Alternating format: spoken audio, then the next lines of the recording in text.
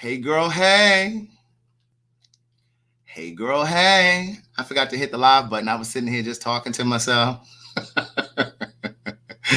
I was sitting here talking to myself. Thank you, D-Tatted Up. Thank you very much. I was just running commercials. I ran the Patreon video commercial and I ran the video for Say It in the Card. Ah! Oh my God. And I happened to look up and saw that I hadn't hit the button to go live. Hey girl, hey. Hey boy, hey. What's going on, y'all? Happy Friday and all of that good stuff. I know we haven't done this in a very long time, and you guys have been asking me when we were going to get back to our conversations about my fourth book, Book of Jewels. It's running across the bottom. Excuse me. We're going to be talking about the sixth chapter. The sixth chapter. The sixth chapter is called Passion, Fate, and Destiny. Passion, Fate, and Destiny. And if you'd like to join the conversation, if you've read chapter 6, Andrew is gifting a book. Oh, let me get my microphone closer. Andrew is gifting a book. The very first person to email me over at my website, I'll gift you Andrew's book. That's all I'm going to say about that. Now, moving on, niece. Thank you, Andrew. I appreciate that. But I've been wanting to come back to this, but I've just been busy and I've just been kind of tired or I haven't been here. You know how it is. But let me say my hellos before we jump into it.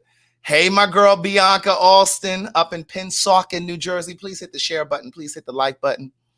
Thank you guys for subscribing to the channel. I really appreciate that. I would prefer to gift the book to someone who doesn't have any of my books, okay?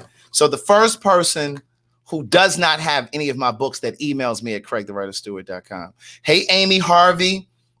And while we're at it, let me go ahead and say my thank yous to the folk who sent a little something through the Cash App. I appreciate you guys. My girl Talisa just sent something. Kawadas, Jose Roble, Kimberly Dooley. Thank you very much for the $5 Friday Cash Apps. I appreciate you guys. But I want to talk about this chapter. It's called Passion, Fate, and Destiny, as I said a moment ago. And I'm going to read. I was just sitting here highlighting like certain points that I wanted to highlight.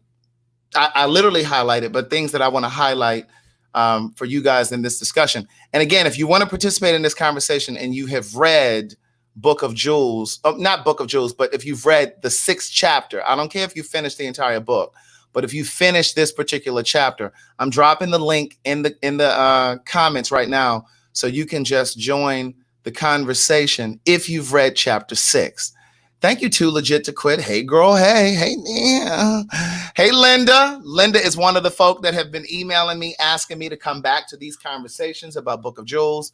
Let me take my vitamins first. Amen. Because, the coronavirus is still kind of moving around out there in the atmosphere. So you guys be safe this weekend. I know some of you are going to still celebrate 4th of July, even though I will not be because it is not Juneteenth.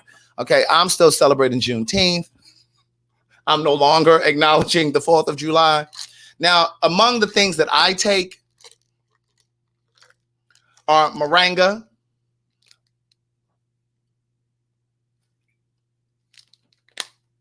and I've been diligently supporting Black-owned businesses. If you're on my Patreon, I told you guys about this Black-owned water company.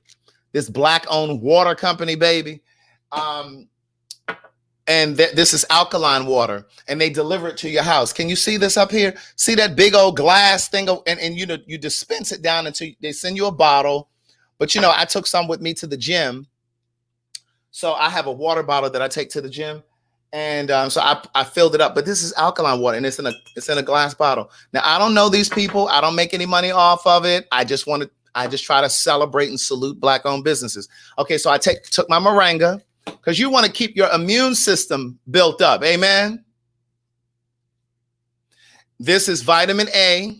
You need to take your vitamins to build your immune system, niece. Okay. Get you some sea moss. If you don't have any sea moss, for my water.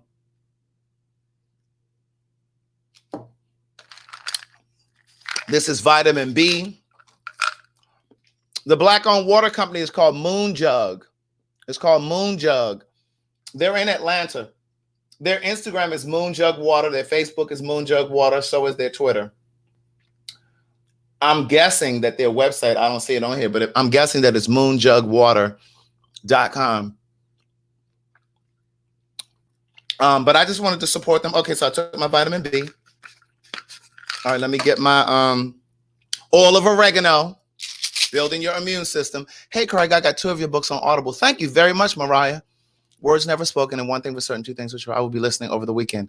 No 4th of July celebration for me and my house. Amen. Come on, Juneteenth. Now, with the oil of oregano, you take 2 of them. Okay, according to my bottle. Okay, and the type of milligrams that are in there. These are the things that are going to keep your immune system and keep that corona away from you. You know, these pharmaceutical companies and the government and the CDC, they're going to try to get you to get medication. But see, niece, if you build up your immune system, you don't need medication. Amen. This is vitamin E. Hold on, I'm almost done. This is every day, niece. This is every day for me in my household. Vitamin C. Come on, vitamin C. Come on, anybody got time to be playing with you? We got a conversation to have. Okay, vitamin C.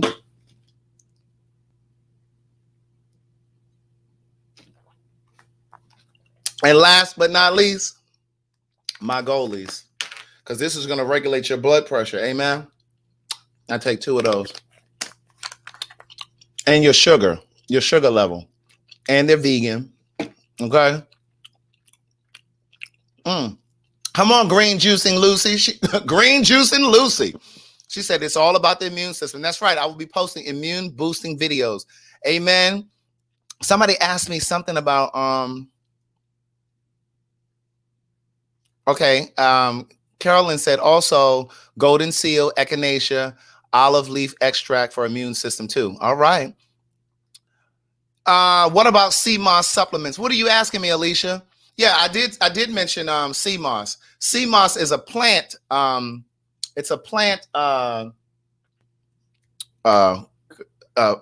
what is the word I'm looking for? I was just telling my mother about it earlier. But anyway, it's a plant. It's a sea plant. And it's good for removing toxins from your body, also giving you energy, also joint pain and joint issues and that kind of thing. So sea moss, look up sea moss. Okay. Yes, my nephew came today, cut my hair. Girl, I just got out the shower. I just situated my situation. I'm up under this light, so I'm still kind of sweating a little bit. But anyway, all right, so we're going to jump into this conversation. Yes, it's a sea vegetable. Thank you, Green Juicing Lucy. I like that name. It just flows off the tongue. Green Juicing Lucy. I do take black seed oil as well. I have it up in the cabinet. But remember, I take that once a week because I don't have high blood pressure and I don't have diabetes. And somebody was advising me that if I don't have diabetes or high blood pressure, that I don't have to take black seed oil every single day. I take it once a week or twice a week, just depending. All right. Thank you so much, Portia Blair. All right. So tonight we're talking about Book of Jewels, chapter 6, Passion, Fate, and Destiny. Passion, Fate, and Destiny. Now, I'm not sure what you guys were thinking this chapter would be about, but I'm here to tell you what I intended for you to get from this chapter. Okay, this is the last question I'm going to answer right now. Okay, so Tika said, how come you don't take a multivitamin instead of all of those? Educate me, Craig. Okay, I was just having a conversation with a friend of mine today. She had to go to work in Canada. And Canada is not letting the United States Americans in unless you are an essential worker. She's an essential worker. She works in insurance, like disaster relief.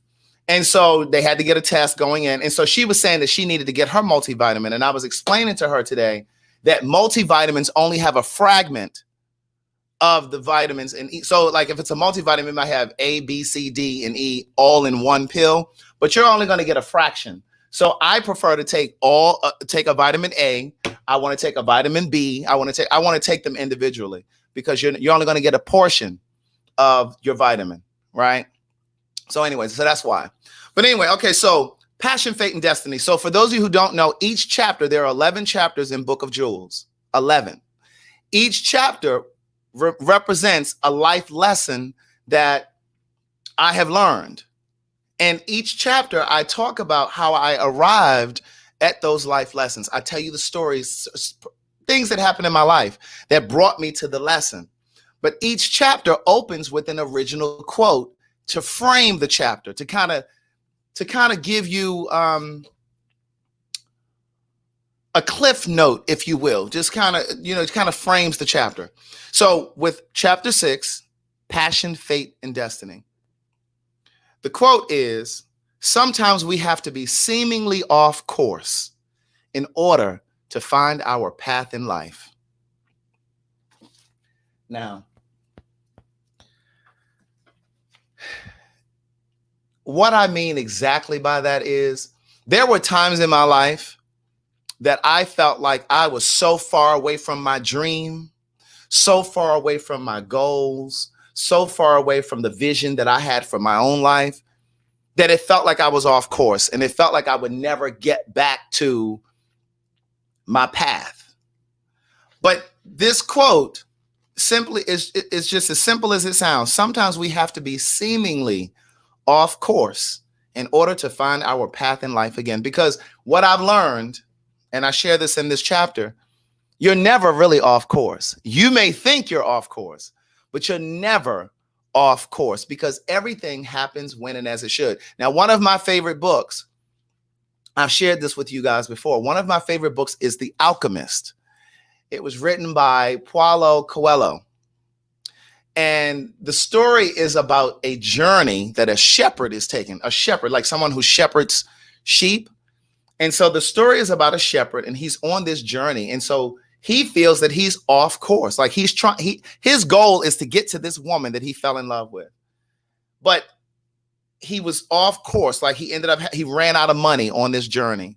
And so he ended up having to work a job, and the job was a year long. He was at this job working for an entire year, and he felt like he was never going to get there. He felt like she was going to forget about him. She would have moved on, whatever the case was. And in my own life, there were times that I was on course, to write music, or I was writing my stage play or producing that, or, starting Say It in a Card, my greeting card business, or whatever it was. That whole period where I write about in my second book, where I talk about living in LA, I felt like I was off course that entire time, not really knowing what my end goal was, because I always knew that I was a writer, but I felt like life had happened to me so many times. There were so many setbacks. There were so many delays. There were so many obstacles that I had tripped over. And in the form of working at different, like I've shared with you guys, I worked at a restaurant as a host. And there would be people coming into the restaurant to be seated that recognized me from having written and produced a stage play that had sold out in Atlanta. And it was very, very humbling. It was very humbling at the time. But I felt like God was punishing me, because I felt like I had this vision for my life and my career and what I wanted to do.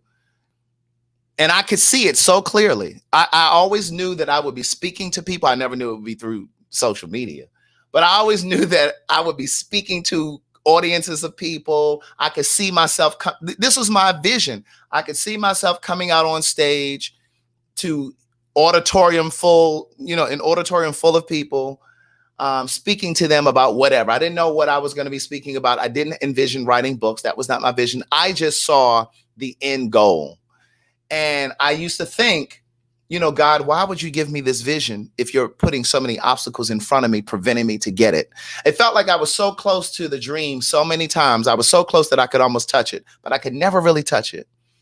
And you guys know I love metaphors. I love speaking in metaphors. I remember feeling like because I had this sold out stage play. I had a greeting card business that was thriving. At one point, we were in 7 stores. And I had been writing music, and I was sitting in the studio working and writing for Brandy Norwood. So those three things felt like three winning lottery tickets that I could not cash. And so it felt like God was punishing me. And so the very first paragraph, this is page 86. And Andrew, I see you down there. I'm going to bring you in a second. Page 86, the very first page. Most of us believe we can force movement in our career to create success. When we obsess over a thing, let me go back. Actually, I want to go back. Most of us believe we can force movement in our career to create success. In actuality, there's a fine line between what we can manipulate and what is based on fate. Excuse me. I believe everything happens when and as it should, but there's a very specific dose of knowing when to control the reins to your life and when to allow life itself to lead or happen on its own. So those are the first couple sentences. Then I'm going to jump down to the second paragraph, page 86. When we obsess over a thing, we begin to push too much. And when we fail to see the results that we anticipate, we become frustrated and begin to feel defeated. I remember being in a very desperate financial circumstance, which resulted in me panicking. When I panicked, I made poor choices and decisions. And that was true in every area of my life, whether it was career, whether it was relationships. When we panic, we fail to see the obvious and we lose sight of our sense of creativeness and resourcefulness to finagle our way through and around things because our mind is burdened by fear of things not happening the way we desire. So with that being said, I want to bring Andrew in now because Andrew, are you there? We see a black screen. Why is my camera not showing? Is it not? I don't listen. I don't know. Sorry, I'm sorry. Let me go out and come back in or something. I don't know why it's not showing. Okay. All right.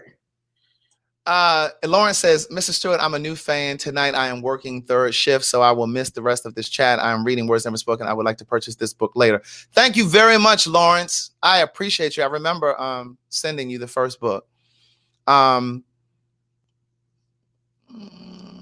Okay, Amy says, I believe that the more prayers, the more healing happens. Please pray for my best friend whose 6-year-old daughter drowned Wednesday evening.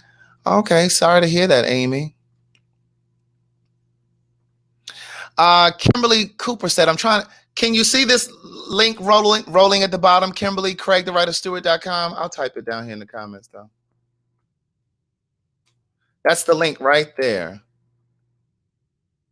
Okay, there you go, Andrew. There we go. What's up, man? Now I can't hear you. Okay, there we go. Okay. You can hear me? Yes. I can hear you now. Okay. Lawrence, the greeting cards are over at sayitinaCard.com. SayitinaCard.com. Go ahead, Andrew. So what were you thinking about? So, I always have like questions or whatever. And so when it says, the part I underlined said, I believe everything happens when and as it should. And when I saw that, the first thing came into my mind, who gets to decide when is when? Like, who gets to decide like, oh, well, this is not, it's like, why do we have to wait until it happens, the wrong thing happens to say, oh, well, it's because it's not the time. Well, could I have known that 2 weeks ago when I put all my will and power into this? Like, can I know exactly when this time? So is it our planning? Because it teaches us to plan, write things down. You want to do this by this time. But then there's that other universal thing. Well, baby, if it didn't happen, that means it's another time. But see, when you say, you're writing things down and you're doing this and you're plotting and you're planning, to me, that sounds like tasks, right? I'm talking about something broader than that. I'm talking about when we sometimes get caught up in thinking that we can control meeting a life partner or when we're going to get married or when we're going to have children, or like you have this idea of starting a business or following a dream. I'm talking about something bigger on that scale. And you So some thinking that you can manipulate it. You can connect the dots faster to the so success. something so you're right. So you're saying something that big shouldn't be subjected to task. Yeah, I think it's bigger than tasks. I think it's like, like people say, well, when am I going to find somebody? I want to be in a relationship with somebody. Or you have this idea that you want to be a millionaire and you want to start a business and you want to do this or you want to go back to school. A lot of times we think that we can make things happen faster. So like then they're supposed to. Like what I'm saying is there are life lessons that only you can get through going through the process. And when I say the process, I mean step by step. Like you can't, like for me, I was 26 when I wrote my first stage play. And the show had sold out. And I thought that because I was 26 and the show sold out, that it was supposed to just happen like magic. Like, okay, the show sold out here in Atlanta. Now the next step is for me to take the show on tour.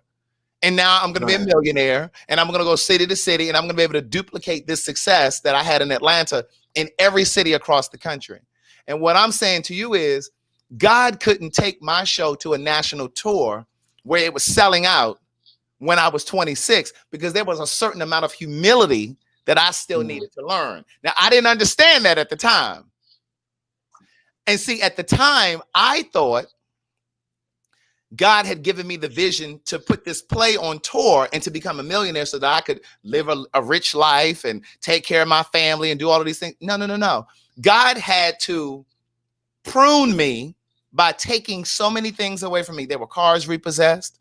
There were relationships that ended. There were eviction notices on apartment doors that I had, bank accounts that were overdrawn by $660. There were so many ways that he had to process me in order for me to get and understand that he gave me the vision to write the play, not to become rich, but to enrich people. It was about enriching people. It was bigger than me. The play was bigger than me. God could have chosen any black gay boy to write A Day in the Life, but he chose me. And it wasn't to become rich. It was never, and by the time I got to these books, Words Never Spoken, One Thing for Certain, Two Things for Sure, So Much to Say, Book of Quotes, and Book of Jewels, I understood that. It was never about me becoming rich. It was really about me being able to share my journey and to be able to teach. Hence, my prayer, because you guys know I pray every single night on my knees. My prayer, a part of my prayer every night is use me, use my life, use my work, use my gifts, use my personality to reach, teach, and heal. And so what I'm saying is I wanted to have this kind of impact on people when I was 26, but I would have fucked it up. And excuse my language, but I would have messed it up. Yeah. Like I've shared with you guys before that there are mornings that I wake up even now where I'm in tears because I'm so grateful, because just about every day there are orders coming through my website to purchase books. But I can reach back just a handful of years where I was driving for Lyft and Uber. I was substitute teaching. Because he still hadn't processed me. God hadn't fully processed me yet. I still hadn't gotten it yet. And so, and here's another prayer that I used to pray. Don't give it to me until you know I can handle it. Oh, that's a big one. Don't give it to me until God, if you know that I'm going to levitate or it's going to go to my head, don't give it to me. Don't give it to me. Yeah. Don't give it to me. And so, go ahead. I think it's bigger. Like every chapter you can write a whole nother book out of it, especially this one, because the part that says the reins, I keep like I just think of like, I don't know why I think of the reins, like the reins on a horse. Yeah, and so it's just like, because I thought about it and I'm like, you could get comfortable. Like there needs to be some type of masterclass to teach you how to flow, to know that, okay, this is a time where I need to get it. And then this is a time where I need to let go. Because in each one of those, you can get comfortable. If I'm doing good and things are moving because I got the reins, I'm going to get addicted to that doing good. And I'm going to know I just need to do this because it was working for me. And then, or if I'm laxed, and it's working for me because everything is taking control. Well, I don't really need to do it. And you get comfortable. So it's like, how do I learn how to switch between, or people that drive stick shift can understand, like, there's a time where, okay, you need to put this thing in gear and things like that. And that's what I'm saying. When it, like, in terms of, and again, I love analogies, but yeah, it's just like the reins to a horse. With the reins of a horse, you can guide, but you can't guide life. And what I'm saying is there's a fine line between what you can control, right, and fate, and what's already happened. You know what I mean? There's certain things that you just cannot manipulate. And so what I'm saying to you is, I always have to give you just basic examples. So for example, when I was writing my first book, my mother used to say to me, well, how are you going to get it published? How are you going to find a major publishing house to publish the book for you? And how are you going to promote it? How are you going to do this and do that? What I'm saying to you is that wasn't my job to be concerned with that. My only job was to sit down and to write the book. The rest of that was up to God. The rest of that was up to fate. My only responsibility was to write the book. And so what I'm saying to you is you can't control, and see, and when I wrote the book, I too was wondering, well, how am I going to promote it? But I had to quiet that noise. That noise at that time was my mom. Because sometimes our family and the people that care about us and the people that love us, they start to panic, and we adopt their fear. We talk about that a little later. I do. And so I had to, I used to say to her, listen, Ma, listen, I don't want to talk about that. I don't want to talk. All I know is right now in this moment, I'm writing the book. And God is going to figure out how it's going to be distributed to the people. Well, little did I know, in 2012, when I was releasing Words Never Spoken, Facebook was working on Facebook Live. Facebook Live became the vehicle to reach all of these people. There are people watching from Trinidad and New Zealand and all of these places. I didn't know that was what was going to happen. So what I'm saying to you is, you don't have to worry about how you're going to get the money to go back to school. If your intention is to go back to school, then carry your ass back to school. You need to say to yourself, I'm going back to school. If you know all you have is the money to do the application to pay for that first semester, and you're not going back to school because you're thinking, I don't know how I'm going to pay for second semester, that's not your job. If you have the resources to start your first semester, start first semester, and trust, believe, and know that a way can be made for the second semester. You just have to move in faith. And I say all of the time that for every single step that you take for yourself, God will take 3 for you. For every single step that you take for yourself, God will take 3 for you. But you have to be willing to trust and and step outside of fear. And then on page 87, at the bottom of 87, I say, and so again, this chapter is called Passion, Fate, and Destiny. And this chapter is really all about, how do you figure out what you were called to do? How do you figure out what your life's work is? Because I believe everybody's here for something, right? So in this bottom chapter, in this next to the last chapter on 87, I say, when a person bounces from job to job, monkey barring from one career to the next, they scramble from one big idea to another. It's usually because they have no idea what they were called to do as their life work. In truth, their soul is searching for its purpose. I really believe that. Like, I have family members, I've known friends who jump from one career or one big idea to another. Every couple years, they got something. One year they open up a restaurant. The next year they're gonna do a shoe store. Oh no, I'm gonna work on this over here. And it's because you really don't have a clue what you want to do. You just need to sit still. You need to get still to land on that thing that you were called to do. Because we all have something that we were called to do. It's like your soul is searching, and it's gnawing at you, trying to get you to figure out what it is that you were supposed to be here to do. And so the other thing, and I wrote this down when you were talking because I didn't want to cut you off. One of the other things that I used to pray was, dear God, when I used to ask him to use me and to use my work, I used to, what I'm clear about now is you can't pray to God and ask God or the universe, however you see it. You can't ask God to use you and then you want to pick and choose and decide how the universe uses you. Because I used to pray for God to use my work, to use my writing, that kind of thing. And he did that. He delivered A Day in the Life, the stage playthrough, to me. He delivered my first book to me, Words Never Spoken. But then there were so many obstacles and there were so many sacrifices that I had to make to make it work. And when I say to make it work, I mean to get it to the people, right? Because you all are just finding out about me. You understand what I'm saying? And it came through my work with Madison.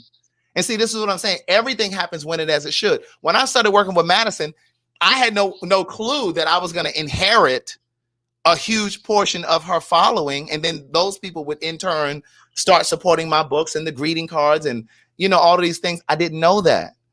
But what I'm saying to you is there were so many years that I was sacrificing. But what I'm here to tell you is your success is on the other side of your sacrifice.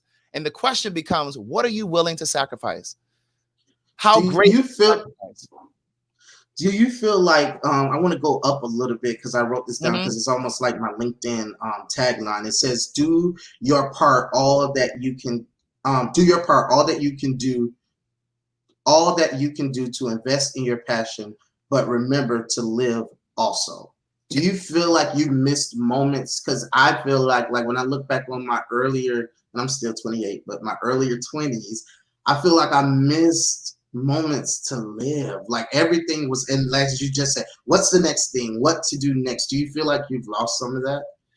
Well, what I meant by that was there were times that I punished myself because I like when things weren't working out, like when I was struggling financially to try to get the play on, or when my first book I've shared with you guys, and I know some of you guys are new, so I'll share it again. When I put out my first book,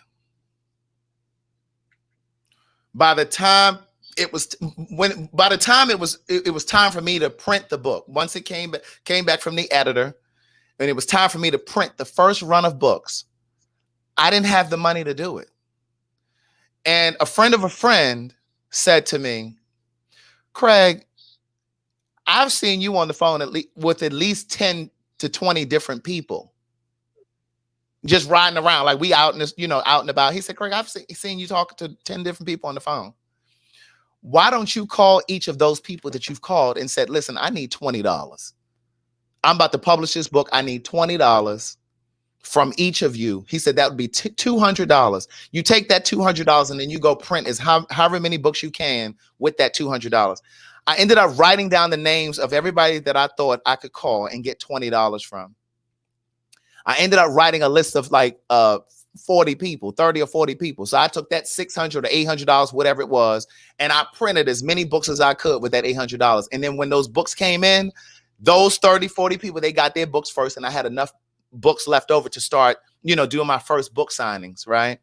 Mm-hmm. But what I'm saying to you is that was a sacrifice for me. That was a struggle for me. Like Derek J and I, we've laughed about how Derek J said recently, when I first published my book, I would be out in the city when I would have backpacks on with books. Did you want to buy a book? And I'd pull the book out and I'd sell it right there at the table, right? Right. But what I'm saying is it was very frustrating for me because I felt like God had birthed this idea through me. And my hands were still tied. Like I didn't understand how I was supposed to.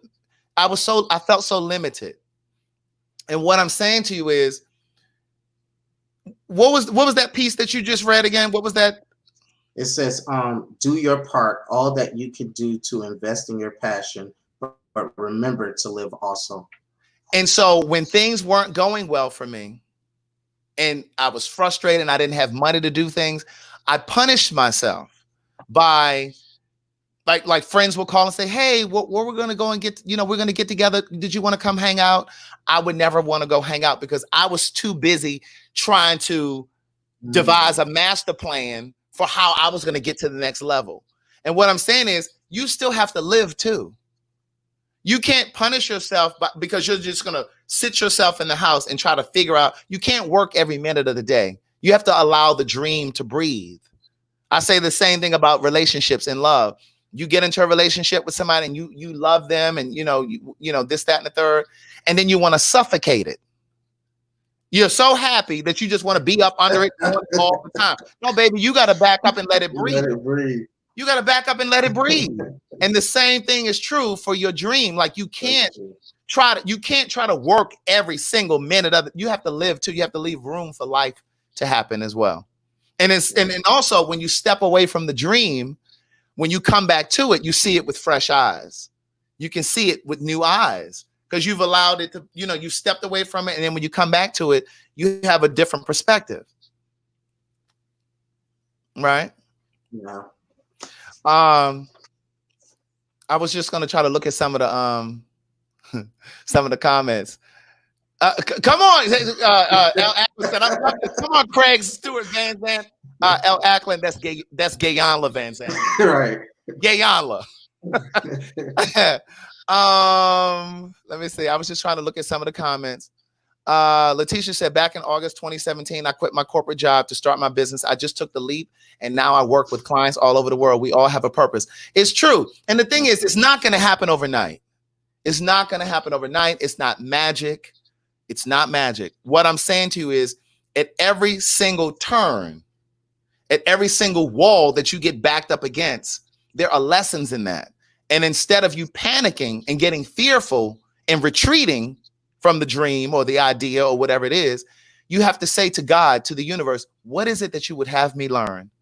What am I supposed to learn from this? And I talk about that in my second book. See, most people think that the second book is just about this relationship that I have with this married man. Yes, that's a huge part of it, but there are a lot of life lessons in there too. Like when I first moved to LA, regular gasoline was $5 a gallon. I had no job. My black ass didn't have a job. And so when I moved there on a hunch. And I talk about this in the first book for those of you who are brand new. In Words Never Spoken, I talk about how I moved to LA because there was a tugging in my spirit. I didn't know I was moving there to write a book. I didn't know that. I was really answering the call. I was responding to the call. Yeah. And some of you, God has tapped you. God has awakened you in the morning, 3 in the morning, 3, 4 in the morning. I talk about that in this book, in Book of Jewels. God used to tap me on my shoulder at 3 in the morning. I used to wonder, like, well, why are you waking me up at this time of the morning? And one time he said, because I have something that I need you to know. You know what I mean? It was just instinctive. But going back to when I was living in LA, regular gas was $5 a gallon. And I didn't have a job. And there were times that I was down on E and didn't know how I was going to put money in the tank. And there were moments where I wanted to panic and get frustrated and get scared. But then I would breathe and I would remember that I wasn't going to allow myself to panic. And I would say to myself, something's going to happen. Something's going to happen. And listen, it's the first of the month. Somebody in here right now, you may have just figured out how to scrape together your rent or your mortgage for this month, and you already panicking about how you're going to pay next month's rent. What I'm here to tell you is anything can happen between now and then. You're worrying about something that hasn't even happened. You have to trust. And what I'm saying to you is your fear can usher in that kind of blockage. You don't have the money because you already feared that you're not going to have it. But if you start to change the way that you think. Oh, that makes sense. Your fear can, yes, your fear can. Yes, you will that stuff in. You can summon that stuff in. Right? Yeah. Go ahead. I'm listening. I just wanted to find my next. No, that was good. On the 88, one of the things I highlighted, I guess I highlighted because I was shocked because it says you kept the position 14 months. That was the longest. And so that one, I was like, what? That was my longest job, 14 months. Right. My next part is the last paragraph on 88. Okay. And so you just said, subsequently, I convinced myself that the show wasn't good enough to tour and that I wasn't a gifted writer rather than consider the possibility that the show was ahead of its time, that perhaps I was a thinker, thought leader, progressive, and dreamer. That I was, in fact, a visionary. And I'll stop right there. But I kept going. A visionary pioneers ideas, and in most cases, the consequence of being forward thinking is being alone in thought while trying to convince others around you to see what you see. And now I kind of feel, because it's been a while since but now I feel what I felt then, and I wrote down: stop trying to please the audience of today, because when you try to please the audience, that one kind of touched me. That paragraph touched me, because I kind of find myself in that right now. You tell your vision, you're trying to like, hey, and then when something doesn't go across well, it's like another group of people will grab it and say, yes, this is what I needed. So yeah, that was what I got out of that part. And just to elaborate on what you were saying, in that paragraph where I talk about being a visionary, like I think about, because A Day in the Life was a stage play about 6 gay characters. And in 2002, there had never been a stage play that had gone on a national tour starring 6 gay characters, because at that time it was just way too taboo. And so I was 26. I had written this play. It had sold out in Atlanta, but I could not get a national promoter to take the show on tour. And it was very difficult to try to get corporate sponsorship, because just gay was just very, very taboo at the time. And I started to take it personally, thinking that, well, maybe you're just not a great writer. Maybe you're not good enough. And every time things didn't work out the way that I wanted them to, I started to question and doubt myself, right? I started to think that I was on the wrong course. And as I was writing this, it made me realize that, no, perhaps you were just a visionary. And a visionary oftentimes is alone in thought. And you're spending so much time trying to convince other people to see and believe what you see. And I'm not saying that to pat myself on the shoulder, because I can give you another visionary, Bill Gates. And I talk about that in here. You got to think about when he first started with the personal computer, when he first started Microsoft. Now he's a multi-billionaire. But when he started Microsoft, he was trying to convince people the importance of a personal computer and how personal computers were going to be so important to all of us in technology. But can you imagine when he was starting off, he was this nerd. He didn't have any money, and he is talking about these personal computers and nobody was buying it. And now we look up, in every computer just about runs on Microsoft software. And so he was forward thinking. He was forward thinking, and so sometimes you're alone in thought, and you spend so much time trying to convince other people, come on, this is what's going to happen. This is the thing. And so, but that was also during my phase of just being processed. You know what I'm saying? Go ahead.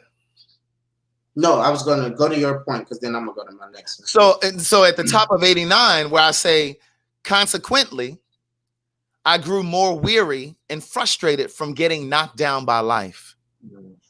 I couldn't seem to fully stand up. I was exhausted from trying. I was tired of needing help, tired of asking for help, and tired of not being in a position to help anyone else in need. And so then in the second paragraph on 89, I say, the universe, God, knows what each of us needs to prepare us for the next level. This whole page preaches. And for everybody, it's different. For everybody, it's different. Yeah. You know what I'm saying? God knows that some of us need to be hit in the wallet financially. You may lose your house. You may lose your car. You may lose your job, because God knows, or the universe knows, that's how I'm going to get her attention. Right. And for other people, it may be in their health.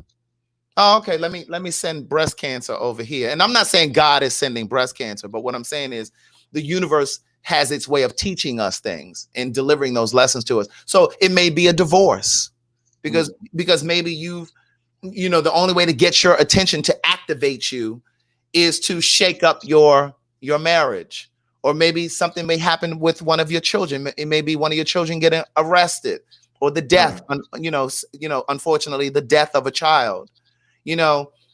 So I just believe that God and the universe knows exactly what each of us needs and how to get that lesson to us. And so for me, it was through finances. God knew that if he made my ground a little unstable. Right. Okay, what you need, God? What you need from me, Lord? You know what I'm saying? I became more attentive. Go ahead. You said you had another point. Yes, and so the last one on this page that really spoke to me, and because we are so wired to, as this is what it takes to do this. A plus B equals C. If you don't have a B, you'll never get to C. And so in our mind is, I got to find a B, because if I don't get to B, I won't enjoy my C. And so we're looking for B, but then you wrote this paragraph, you said, thinking back, I just couldn't seem to catch a break. And this is the before the last paragraph on page 89. I never seemed to have money for the things I thought, emphasis on the word thought, I thought were necessary to move my career forward. There was a point at which I wanted to have a website built to sell my greeting cards. Another time I wanted to hire a publicist, but couldn't because the money simply wasn't there to afford one. And so that first section, the A clause of that paragraph, just kind of threw me, because again, I always think that, if I don't have B, I can't get to C. And I wrote down in my notes, I was like, the reason why we can't move forward is because we're trying to make sense out of a nonsense process. Sometimes the process that the way or the plan that we have to go does not make sense. And if you try to make sense out of it, you're just going to wreck yourself it just, that one really, really spoke to me, to say, okay, this is the time you need to release the reins, because it's not going to happen the way. And if you think about stories, and you think about, whether you want to go biblical or not, artists will tell you how they got where they are. People will share their, and it's a nonsense. I can't fathom that you were sleeping on your couch and just all of a sudden out of nowhere somebody gave you this opportunity. But because see, what happens is when people succeed, they only share the good part of the story. No one wants to hear all of the years that you struggled, how many times your bank account was overdrawn. People just want to know that you made it. They just want to hear the good part of the story. They don't want to hear that you slept on somebody's couch and your car broke down. They don't want to hear that part. And so, to your point, sometimes when you have this plan in place or this idea in place and you run up against that wall, sometimes that's the universe trying to redirect you, reposition you, send you in a different direction. My girl Linda just joined. Hey, Linda. Hey. Hello. Can you all hear me? We can. Okay. What you got for me? Can I start talking now? Yes, go ahead. Okay. I have something to say about page 91, the first paragraph. She came in with her pages ready. I'm ready. Okay, I'm going to read it, and I'm going to tell you what I think that, I'm going to assess what I think you were talking about. Okay, it says, you already have everything that you need to move forward. The universe provides it all. If it's out of your reach, then it isn't necessary for you to grow. If you're unable to acquire it now, in this moment, whatever it is, then you're not at the stage of your career that requires you to have it. What I got out of that, Craig and Andrew, and everybody else that's listening, is that you're talking about patience and faith. Yeah. They go hand in hand, because a lot of times we want it, like you were saying, we want everything to happen now or yesterday, and it doesn't always happen like that. Like you say, it's going to happen when it's ready, when when God's ready for you to have it. Exactly. When you can handle it, like you said, Craig. Exactly. And so, like, for me, like, there were times, like Andrew read this part a moment ago, said in the car, there's a website now. But think about all of the times that it was just a vision for me. Right. It was just an idea for me. And because I didn't have the money to build a website. But what I'm saying to you is, in that section that you just read, if you don't have the money to do whatever it is that you think you want to do, it's because you're not at that point in your career. Mm-hmm. Or you're at that point in your journey, because it may not be a career, whatever it is. You don't need that right now, because if you needed it, the universe would have provided it. True. There was a point in my career that I felt like I needed a publicist. but I didn't have the money for a publicist because most publicists, you got to put them on a retainer for 3-4 months at a time. And I didn't have the money for a publicist. So what I've learned is, Craig, you didn't need a publicist, because if you did, then you would have had the resources to support and pay for a publicist. That's a good way to look at it. Sometimes we think we need, you know, and Susan Taylor, former editor-in-chief of Essence Magazine, came to Hampton and she spoke, and she said, you already have everything that you need to do whatever it is that you want to do. You already have it. Life would be unfair if you didn't. You already have everything that you need to do whatever it is that you need to do, or whatever it is that you want to do. Right. And so on page 91, Linda, second paragraph, I said, I used to think if I could just get in touch with Oprah or Whoopi Goldberg, things would be different. You know, and how many of you are watching right now thinking like, oh my God, if I could just get in touch with such and such to help me do this? You don't need that. You don't need it. You can do whatever it is that you want to do. On your own, right. That's on true. Your own. And then once you start that ball rolling, because going back to what I was saying to you a moment ago, for every single step that you take for yourself, God will take 3 for you. But once you start getting that ball rolling, like so many people emerge once I got the ball rolling. Like when I first was talking about writing my first book, and like there were friends who emerged and would be like, oh, well, hey, did you need help with your book signing? I can come and help you. Da, da, da. You know, they would show up like that. And then they really saw how serious I was, and I was jumping on planes, going here and working, you know, doing it. More people said, hey, if you need help, I got you. You know, like people will respond to your energy. When you start putting that energy out there, they'll respond, they'll show up. Yeah. Right. Because Oprah wasn't always Oprah. Oprah had to become Oprah. Somebody had to notice her. She wasn't born. She was born Oprah, I guess that was her name. But you know, she had to prove herself. You know what I mean? Yes. Yeah, yes. She just told the story about how. Well, I just seen the story how, you know, they told her, "You think that's gonna work?" Like Vienna, she was like, "If it doesn't work, something else will." She just kept saying like, "And if that don't work, something else will." So yeah, that's true. And then in the last paragraph on page 91, and this is for all of the people who you may have a business, you may have a fledgling business that you're trying to get up off the ground, and you just want somebody to post your stuff on social media. Oh, if I could just get it on the Shade Room, or if I could just get this if I can get the product to such and such to show it on their live.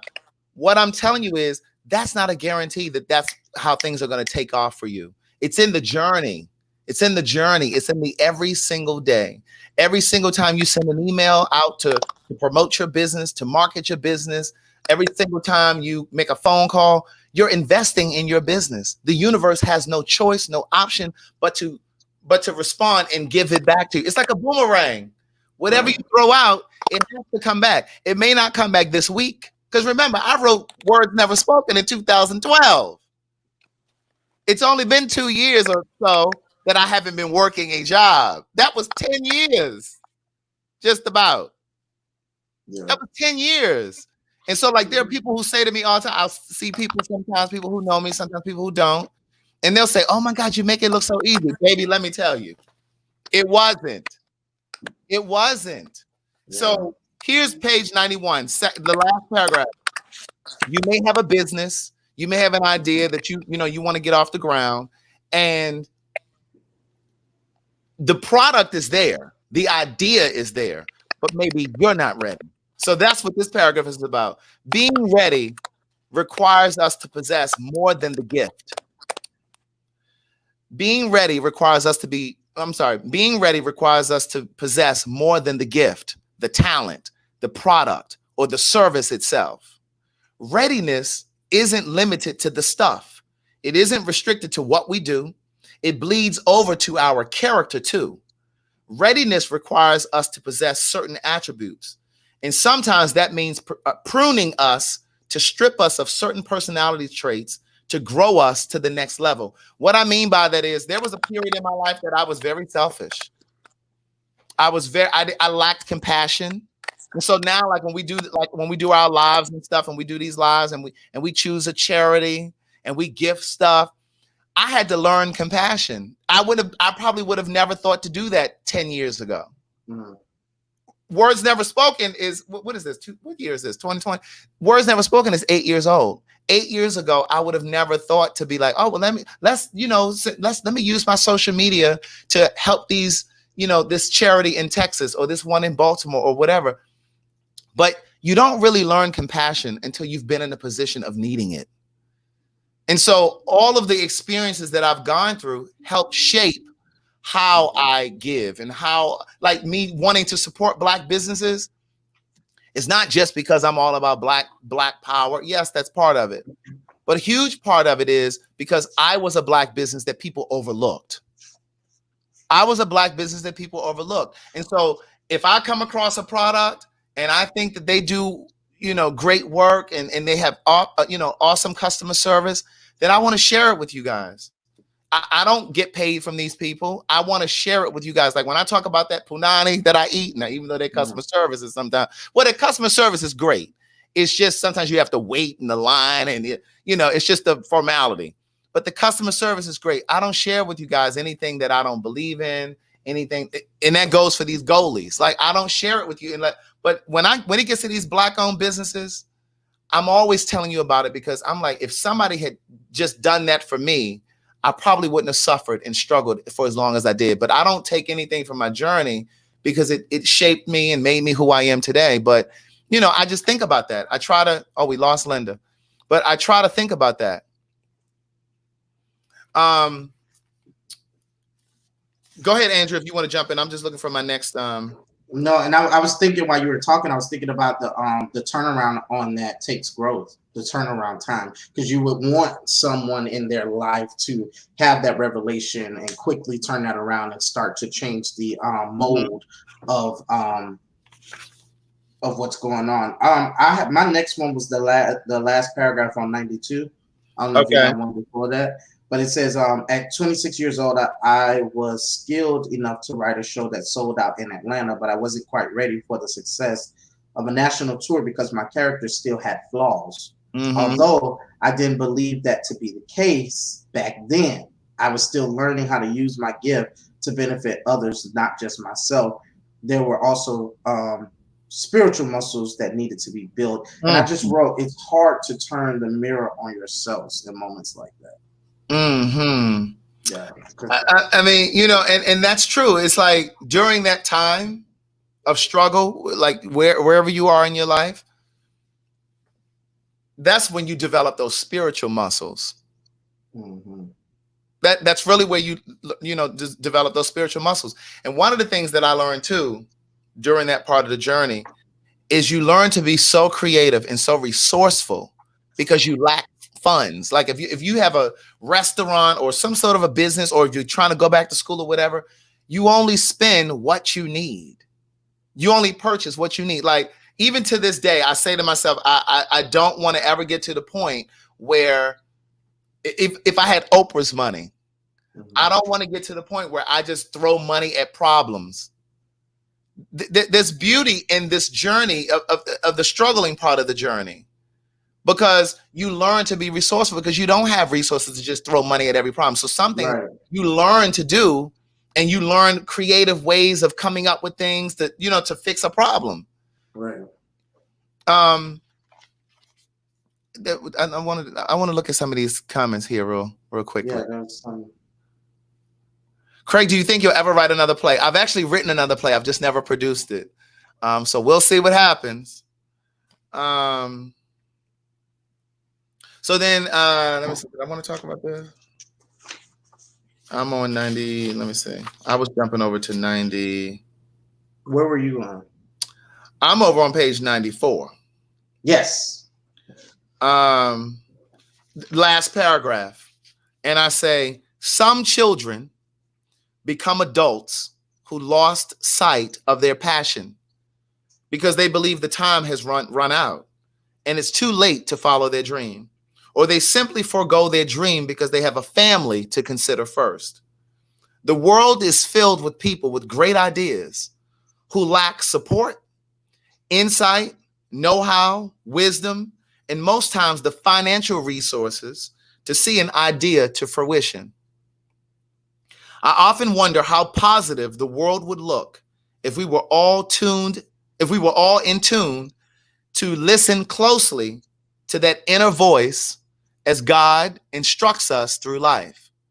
What would be possible for each of us if we silenced the voices in the world that fuel doubt? That's it. I imagine the disparities in the world would be more balanced. So, well, let me read the next part. So I'm on at the top of 95, the first paragraph, the first full paragraph. I say, perhaps homelessness or other world issues would be eradicated if we all stood in our purpose. I feel inclined to mention the growing number of mentally ill people who factor into the homeless population. Nevertheless, homelessness exists in part because there are people who aren't living out their dream. I'm not speaking solely of those who make up the homeless population. I'm also referring to those who have ideas about how to cure homelessness, but choose to ignore their instincts to pursue their passion because the work feels too difficult. And what if we all uncovered our passions, then shared our gifts with the world? Would there be cures for terminal illnesses? Think about the people who decide not to go to medical school because, oh, that's too long. I ain't got 12 years to be going to medical school. Or that costs too much. I don't know where I'm gonna get the money for medical school. We talk ourselves out of our life's purpose. And so what I'm saying to you is there could very well be a cure to cancer. But the doctor, she's working over at the post office. And I'm not saying there's anything wrong with the post office, but what I'm saying is you've missed your calling. Or because you've had children early. You had children at 15 or 18 or whatever, and you just never made the time to go back to college. Or you shared it with a friend or a family member, and because of their doubt, you've grabbed a hold to that. And that's why I think the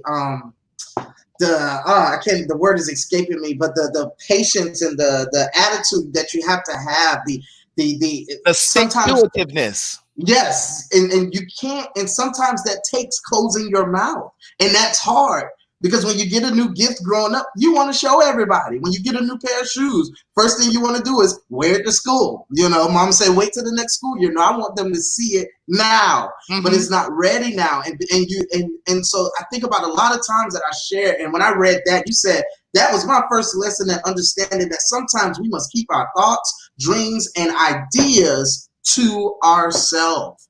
You have to keep it to yourself, and it's not to say that, oh, I have this secret thing that, you know, is just for me, but a lot of people can thwart or can discourage the plan that you have. Yeah. And at the bottom of 95, it's the last paragraph, I say, but it doesn't stop there. Imagine the songs we'll never hear because a gifted singer-songwriter lacks stick-to-itiveness. He loses hope because the countless no's encourage him to quit. So his dream of getting signed to a recording deal gets extinguished. He even resigns from the idea of releasing music independently. Think of the books that we'll never read because an adept writer cowers from difficulties trying to get her work published, or she loses focus because of procrastination. Or what if she simply allows her day job to distract her from writing through the night because she needs her sleep? What about the movies that we'll never see because a novice filmmaker is overwhelmed with trying to secure funding?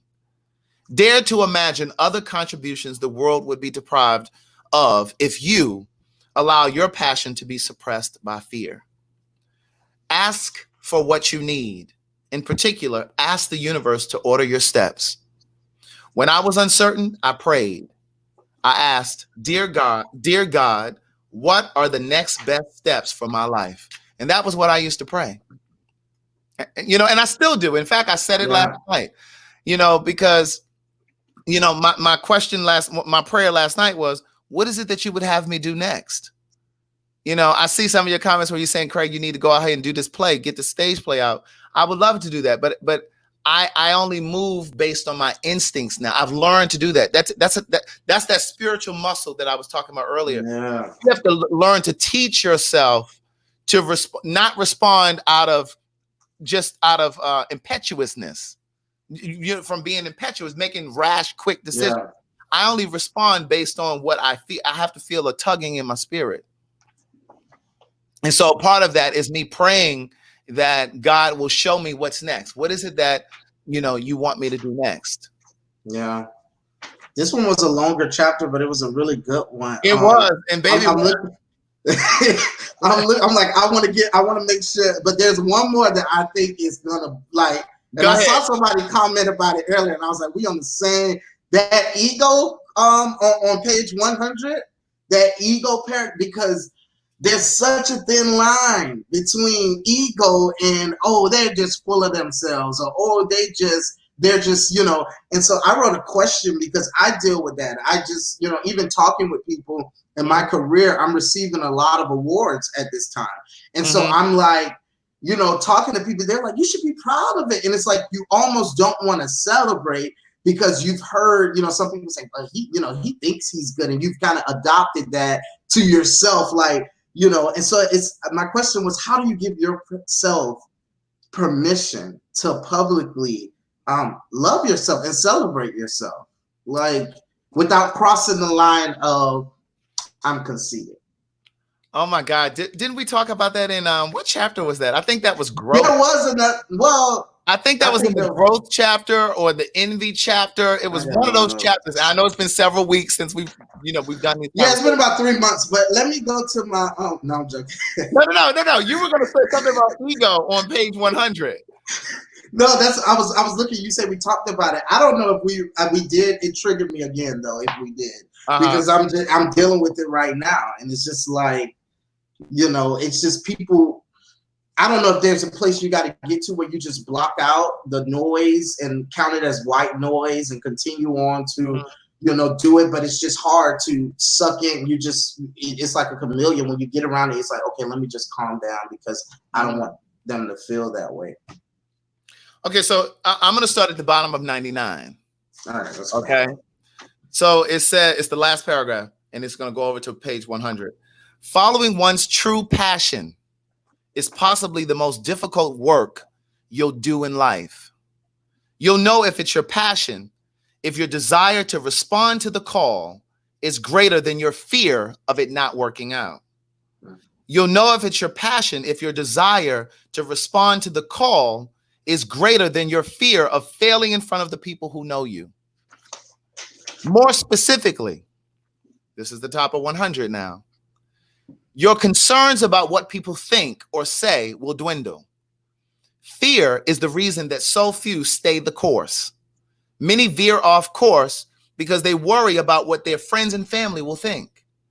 People like to see you succeed to have something to aspire to and someone to tear down. Come on. People love to see you succeed because they want to have something to look up to, but then they also want to have something to tear down. God. So then the first, the next paragraph on page 100, I this said, is the one. Ego brought me to this moment. You have to have more than a bit of ego to run to your dreams. But ego can help or hurt us if it's not managed, because it can become arrogance.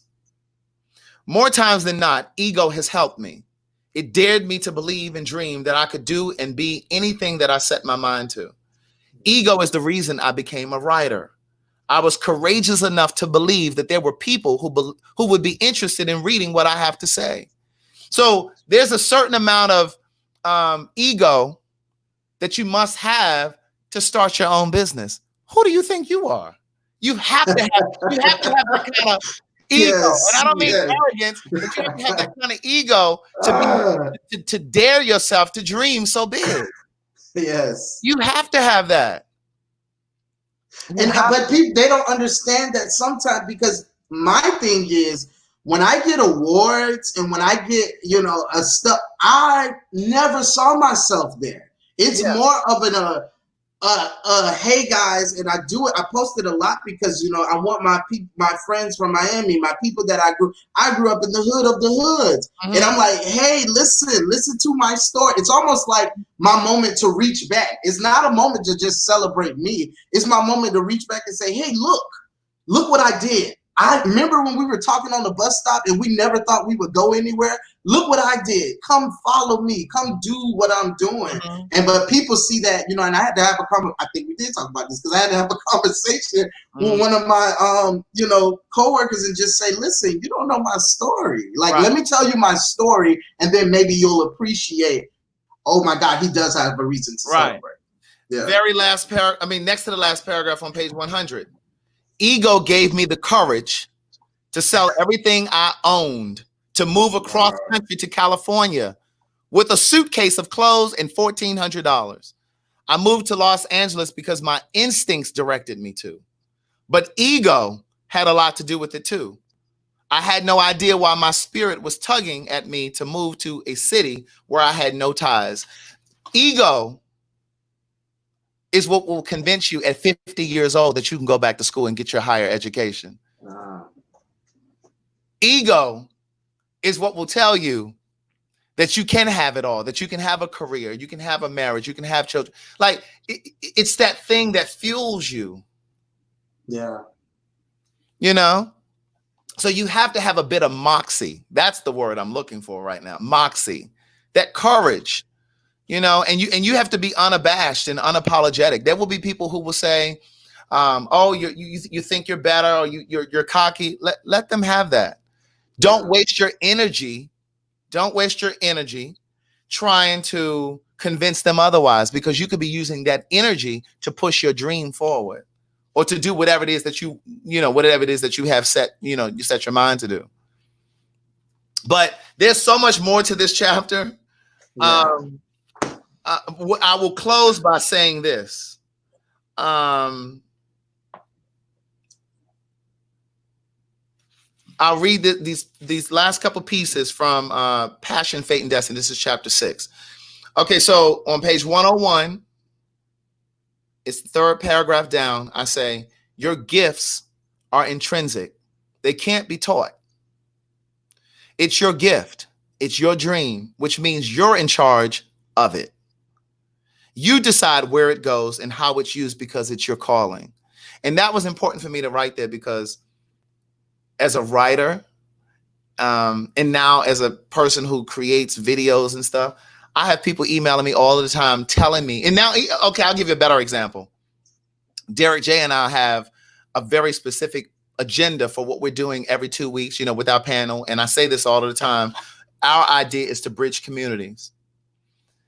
We get emails all of the time. People saying, we like your conversations, but you all need to do a panel with this and da da da. No, that's not our vision, niece. So here it is. Look, it's your dream. So you get to decide where it goes and how you use it. And so my thing is, even with my stage play, there were people who used to say, well, I just think that he should have wrote about, no, niece, you go write that. I wrote what I wanted to tell. But there's room for all of us. So you go write that story. So I wanted to read that piece, and it says, it's your passion, it's your purpose, and it's your responsibility to see it through. If you find it easier to walk away from what you believe to be your passion, then it isn't your passion. When it's your passion, you'll always find yourself drawn to it, even after you've made the decision to quit. I used to tell myself all of the time, I give up, I'm not writing anymore, because I just felt like the reward wasn't there. I was struggling financially. I was just living in a very precarious financial position. And it just wasn't rewarding me. But I always found myself coming back, even when I didn't realize it. I'd be sitting there writing down something, or, you know what I mean? I was always writing. And so I was just like, okay, Craig, this is what you do. Like, you can't walk away from this. Now, it may not be producing a way of living for you at this point, but this is what you do.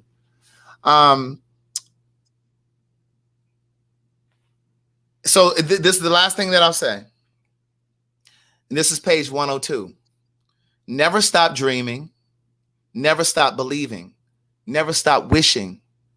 Never stop hoping. Most importantly, never stop praying. Now go, do, and be. So that's Book of Jewels. But I say this all the time. I love all of the books that I've written. They all have a special. It would be like choosing a favorite child, right? But I really do believe that this book is my best work. I absolutely do. I believe it's my best work. Yeah, the thing I take most from tonight is and it moved me to tears, but just thinking about it's just who do you think you are? Like that good, like to look at. I'm gonna look myself and be like, who do you to think that you could take on something like this?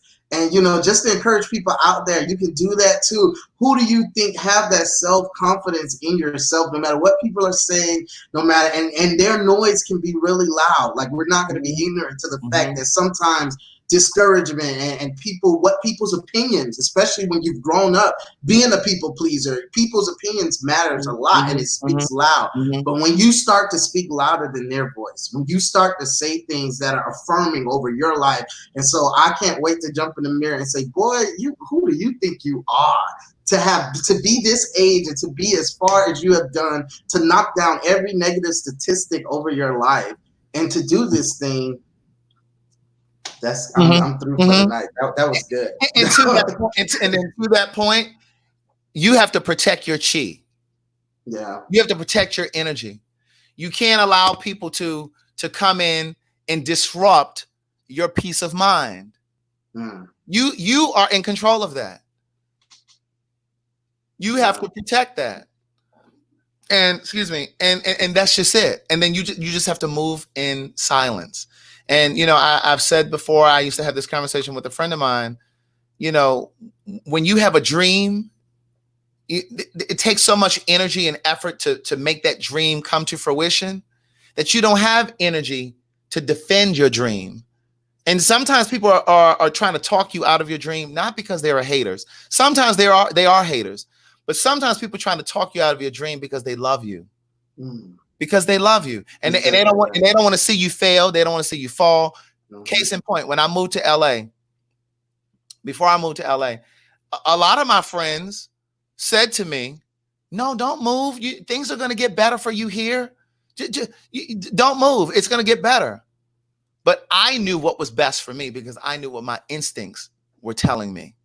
Right. And sometimes people try to talk you out of starting a business or refinancing your house to pour into your business or whatever, because they don't want to see you fail.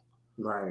But only you know what's best to you. If you're aligned with your instincts or with God, then you have to go with what you know. You have to go with what you feel. And again, there's a distinction between being impetuous and just making a move and really knowing that, that internal compass is telling you to make this move.